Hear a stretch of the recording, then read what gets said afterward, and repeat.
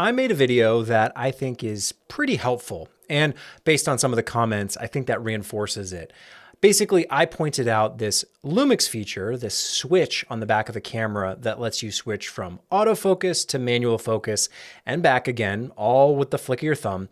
And even when you're in manual focus, you can activate autofocus. And this is something that I think not a lot of people realize, especially if they're coming from another camera system, as well as if you've been shooting Lumix for a long, long time. So I want to talk about this a little bit more, encourage you, if you haven't seen this video, go check it out, because it's basically where I explain exactly how to do this, why you would want to. But I want to spend some time in this video explaining why I think this is so valuable, why I think it's underrated, and why I think more people ought to give it a chance. But before we get started, like this video, hit the subscribe button, and consider joining the channel. Channel members get exclusive access to Filmmaker Alchemy, behind the scenes lessons and insights on the business of video production. Learn how to turn your content into gold. If you're new here, welcome to the channel. I do tend to rant and complain from time to time. I have my opinions, strong opinions, but I have a good reason for that. I'm sure you have a reason for all your opinions as well. But hey, I'm just some dumb guy making a video. If you want the smartest people, they're down in the comments. You can check out what they have to say. But I want to talk about this autofocus switch on these Lumix cameras. It may be on other brands, but I often don't really see it on Sony, on Nikon. Not very common. And it's this little switch, this little lever that lets you switch into manual focus while still having autofocus override if you want it. This is incredibly helpful for a variety of reasons. Again, I made that initial tutorial video where you can check out exactly how to do it, the kind of the buttons you need to push in order to get it to operate. But basically, when you're in autofocus, if you're tracking a human, a face, you can quickly turn it off in case something is going to interfere with your field of vision. So you're going to walk past something and it's obscure their face or their body. You can just switch to manual focus really quick so you don't lose, or the camera doesn't think you're trying to focus on something new.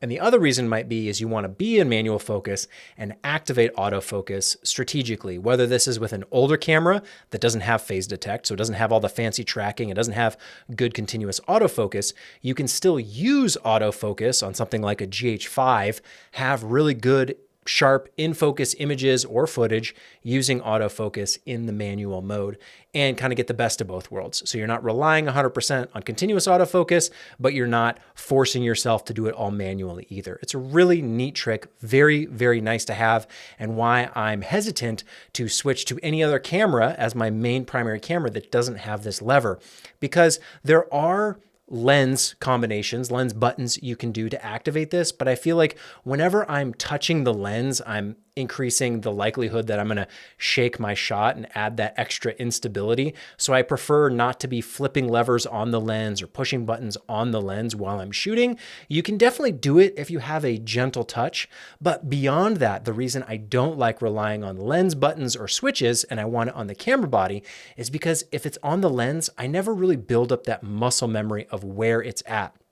Because if you're shooting with one camera, let's say the S5 Mark II in my example, I'm switching lenses all the time, and not every lens is built or feels exactly the same. They put switches in different places. Some of them have different buttons that the other ones don't have. So if you're relying on the lens to do this job for you, you can get the job done if you only use one particular lens, but if you're changing glass all the time, you may be left without this option. Maybe there's a piece of glass that doesn't work quite the same way, where you flip to manual focus and you lose autofocus altogether.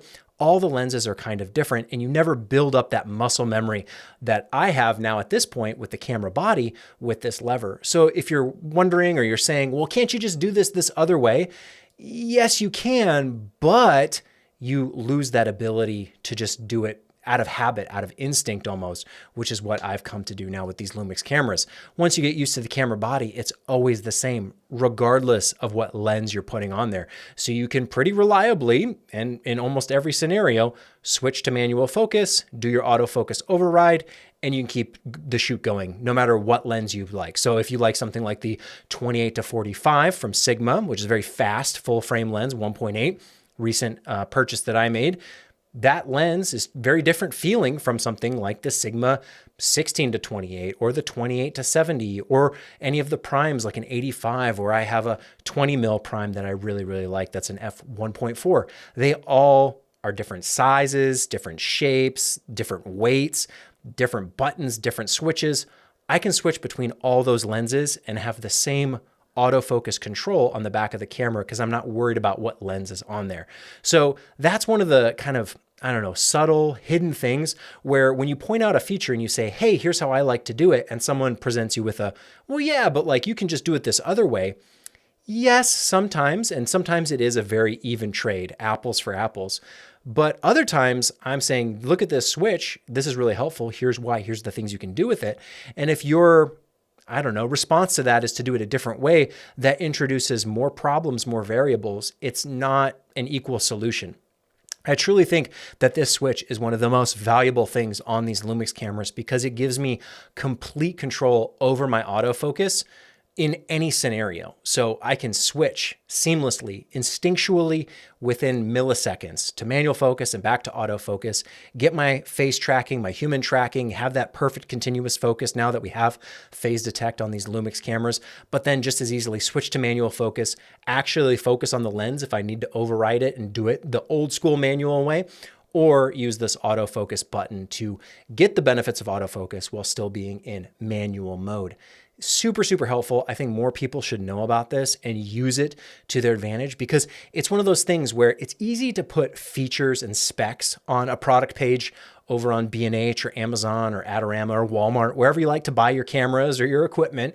You can find a product page that will tell you the resolution, the frame rate, the dynamic range, the codecs. It'll tell you everything, but it won't often tell you the techniques or how to get the most out of the device. Oftentimes, you get a camera, it shows up, you get maybe the manual, if you even care to read it. I don't know how many people are reading the manual these days. Most people are coming over to YouTube.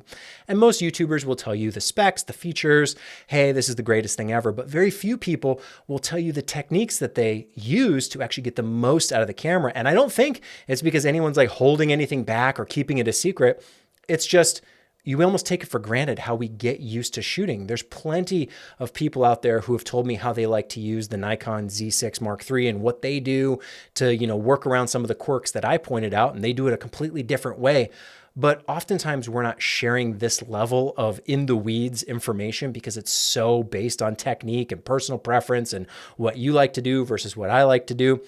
But I do think there are some of these button combinations, some of these switches, some of these levers that can be, you can get more out of them than what you might, look at first glance. You just see, oh, there's this switch on the back of the camera. It does this cool thing. Okay, great.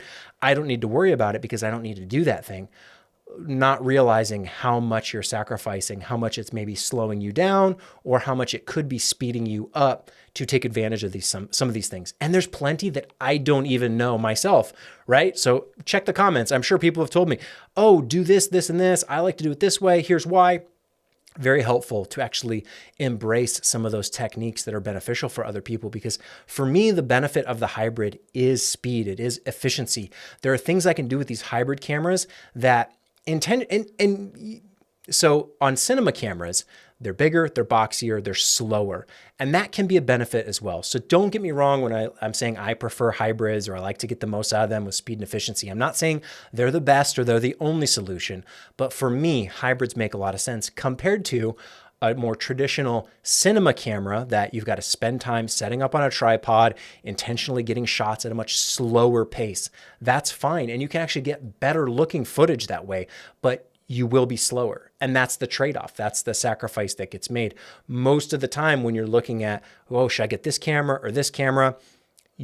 Often people are comparing the specs and those features that are listed on those product pages, but what they ought to be comparing is what is it like to use these devices.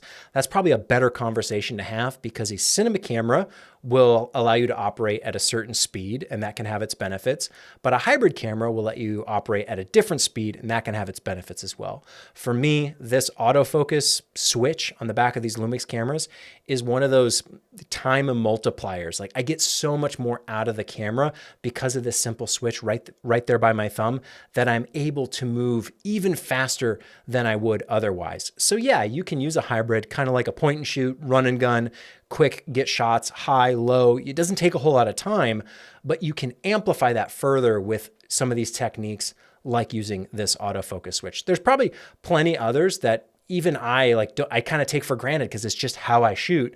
I'm going to try and make more videos like that, a little bit more in the weeds, a little bit more tutorial technique driven of here's how to actually get the most out of this thing that you're using. I mean, white balancing is one that I have made a video on, how I white balance on the Lumix cameras, because I find it so fast and effortless that when I'm forced to do it a different way on another camera system, I really struggle because it's painfully slow.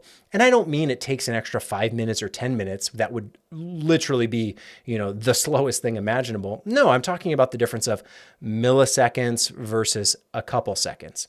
But when I'm shooting, when I'm filming or taking photos, those seconds all add up.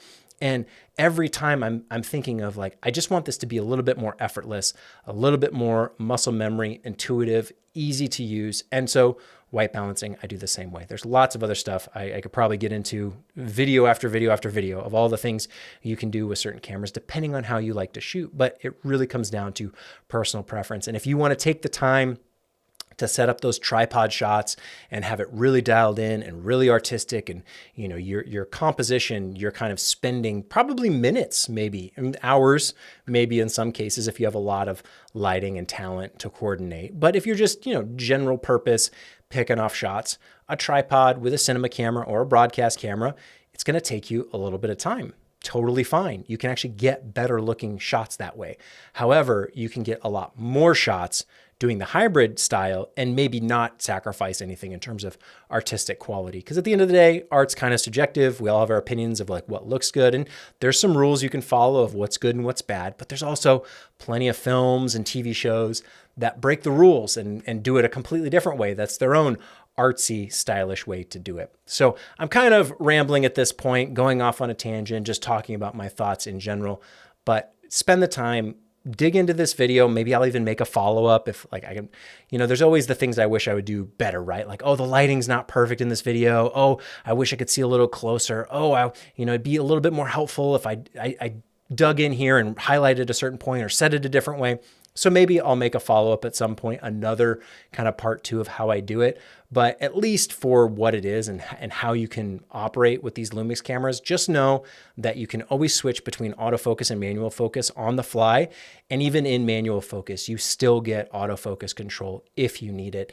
And it's a very quick and easy way to just turn off all the things you might not want in terms of autofocus. You may not want the camera to react to something passing through the frame, or you may intentionally want it to stay fixed, that focus plane, you might want it to stay fixed on something as you're pushing or pulling past it. So a lot of cool tricks you can do when it comes to this technique, and very easy and effortless thing to do. There's nothing to buy or add on. It's just using the camera to its fullest.